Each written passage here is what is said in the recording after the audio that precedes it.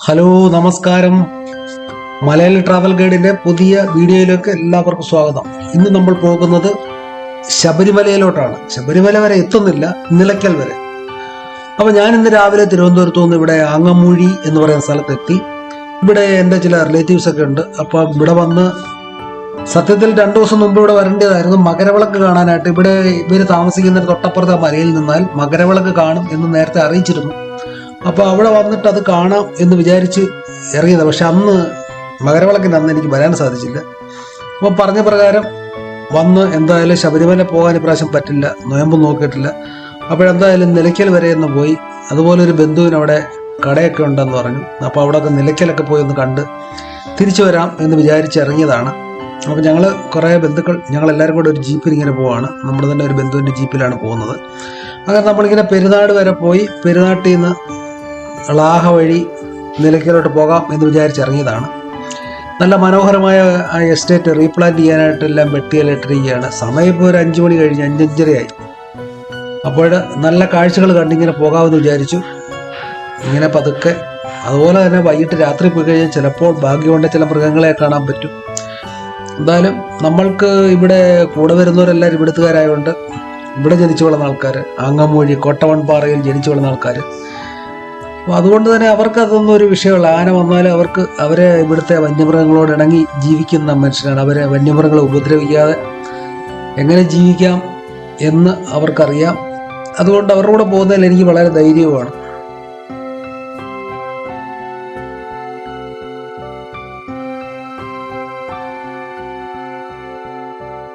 ഈ കോട്ടമൺപാറ വഴി നമുക്ക് നിലയ്ക്കൽ പോകണമെങ്കിൽ കോട്ടമൺപാറ, ആങ്ങമൂഴി, തുരാപ്പള്ളി വഴി നിലയ്ക്കലേക്ക് പോവാം.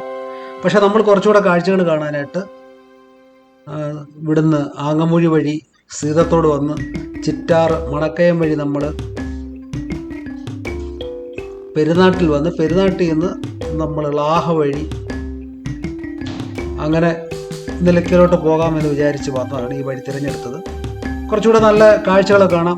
മനോഹരമായി മലകളും ഒക്കെ നല്ല രസമാണ്. പത്തനംതിട്ട ജില്ല ഇടുക്കിയുടെ കൂട്ട് തന്നെ മനോഹരമായ സ്ഥലങ്ങളാണ്. അതുപോലെ ആങ്ങമൂഴി നമ്മുടെ ഗവിയുടെ കവാടമാണ്. സീതത്തോട് പഞ്ചായത്ത് മനോഹരമായൊരു പഞ്ചായത്താണ് സീതത്തോട്.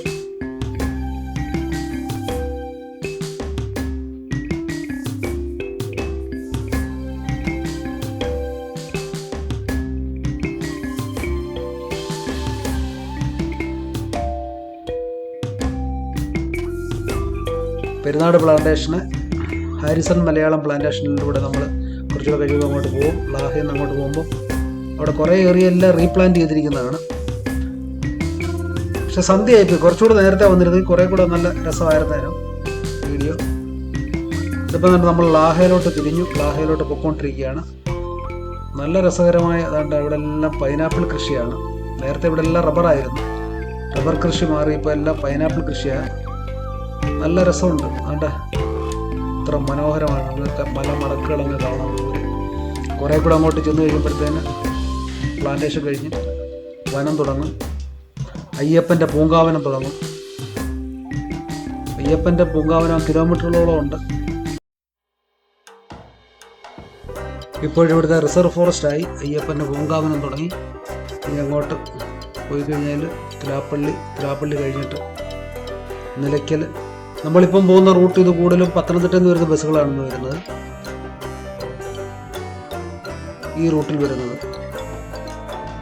നമുക്ക് അങ്ങോട്ട് പോയി നോക്കാം. ഇപ്പം ലൈറ്റുകളൊക്കെ ആയി ഒരു സിറ്റി പോലെയാണ് ഇപ്പം നിലയ്ക്കൽ.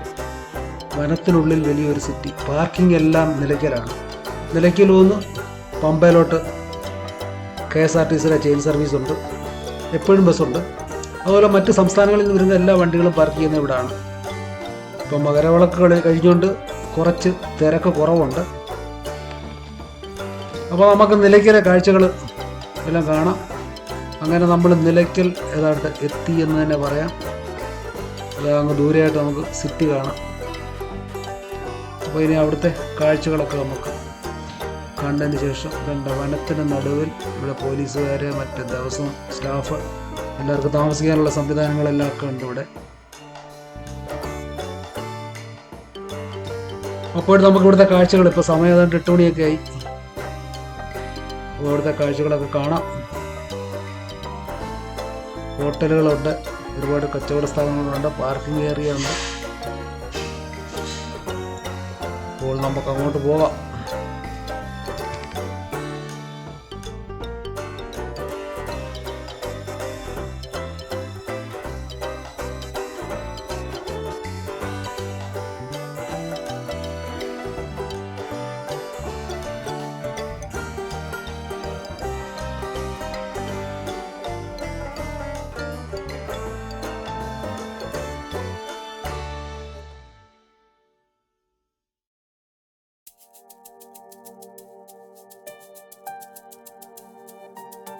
രണ്ടു ദിവസം മുമ്പ് ഇവിടെ വന്നിരുന്നെങ്കിൽ നമുക്ക് നിന്ന് തിരിയാൻ സ്ഥലമില്ലാത്തതിനോട്ട് തിരക്കായിരുന്നു.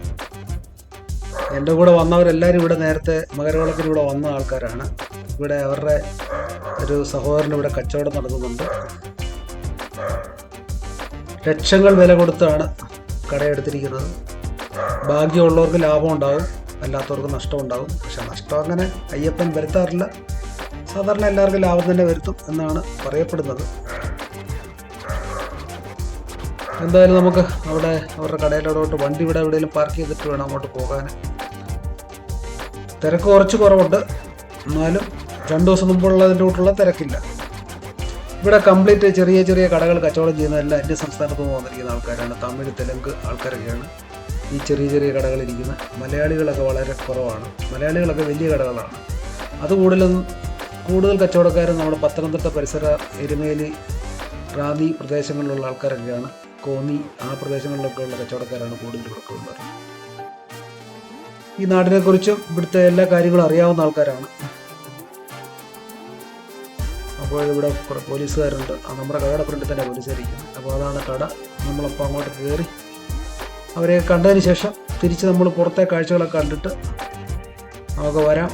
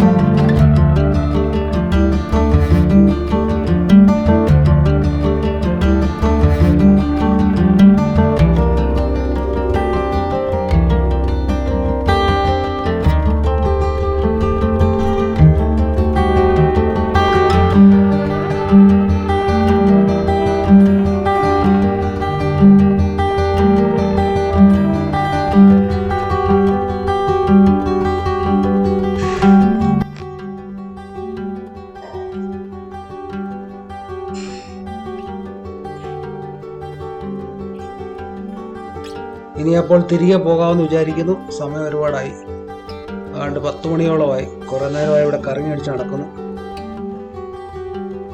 അപ്പോൾ നമ്മുടെ കൂടെ വന്ന ആൾക്കാരെയൊക്കെ ഞങ്ങൾ നോക്കിക്കൊണ്ടിരിക്കുകയാണ്. ഇവിടെ കച്ചവടം ചെറുതായിട്ട് പർച്ചേസൊക്കെ ചെയ്തു. ചെറിയ പർച്ചേസ് എന്ന് പറയുക ചെറിയ വള, പൊട്ട ഇതൊക്കെ ഇവിടെ മേടിച്ചു. അപ്പം നമ്മുടെ നാട്ടിൻപുറത്തൊക്കെ ഈ ഉത്സവപ്പറമ്പിൽ അധികം ഇതൊന്നും കിട്ടാറില്ല.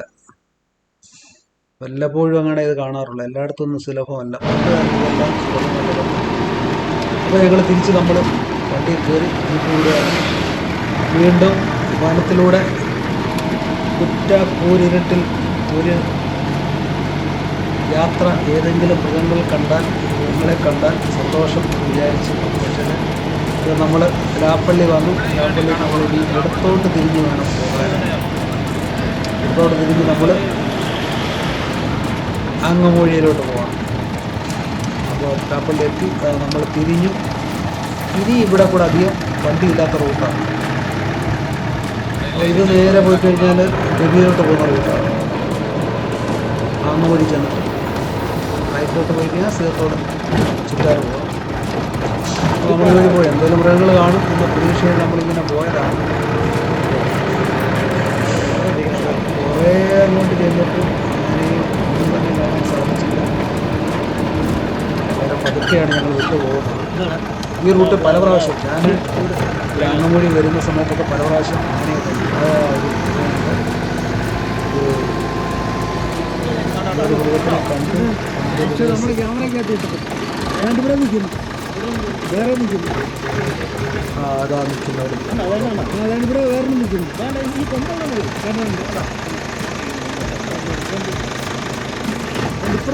നമ്മൾ മൃഗങ്ങളെ കണ്ടില്ല എന്നുള്ള പരാതി. നാവാണ്. നാവിൻ്റെ ഒരു ഫാമിലി കംപ്ലീറ്റ് ഒരു 6-7 എണ്ണമുണ്ട്. ക്യാമറ ഗോപ്രോ അത്ര ശരിയായിട്ട് അപ്പോൾ നമ്മൾ അതിനെ കണ്ടു. നമ്മൾ വീണ്ടും തിരിച്ച് പോവുകയാണ്. അപ്പം തിരിച്ച് അങ്ങമൂഴിയിലോട്ട് പോകുന്നു. അങ്ങനെ അയ്യപ്പനെ കാണാൻ സാധിച്ചില്ല. വീണ്ടും അടുത്ത വർഷങ്ങളിൽ എങ്ങപ്പോഴേലും വന്ന് അയ്യനെ ദർശിക്കണം. ഈ വനത്തിൽ കൂടെ പോകുമ്പോൾ എപ്പോഴും മനസ്സിൽ എനിക്ക് അയ്യപ്പൻ്റെ ആ ഒരു ഇത് തന്നെയാണ് എപ്പോഴും ശരണം വിളിച്ച് മനസ്സിൽ ഉണ്ടിൽ ശരണം വിളിച്ച് തന്നെയാണ് എപ്പോഴും ഇതുവഴി യാത്ര ചെയ്യുന്നത്. അയ്യപ്പൻ്റെ പൂങ്കാവനം എന്നുള്ള രീതിയിൽ തന്നെ വളരെ ബഹുമാനത്തോടും ആദരവോടും കൂടിയാണ് ഇതുവഴി യാത്ര ചെയ്യുന്നത്. അപ്പോൾ തിരിച്ച് ഞങ്ങൾ പോവുകയാണ്. നാളെ ഗവിയിലൊക്കെ ഒന്ന് പോകണമെന്ന് വിചാരിക്കുന്നു. അങ്ങനെ ഗവിയിലൊക്കെ പോയതിന് ശേഷം അത് നമുക്ക് പിന്നീട് എപ്പോഴേലും ഒരു വീഡിയോ ആക്കി ഇടാം. Okay, by.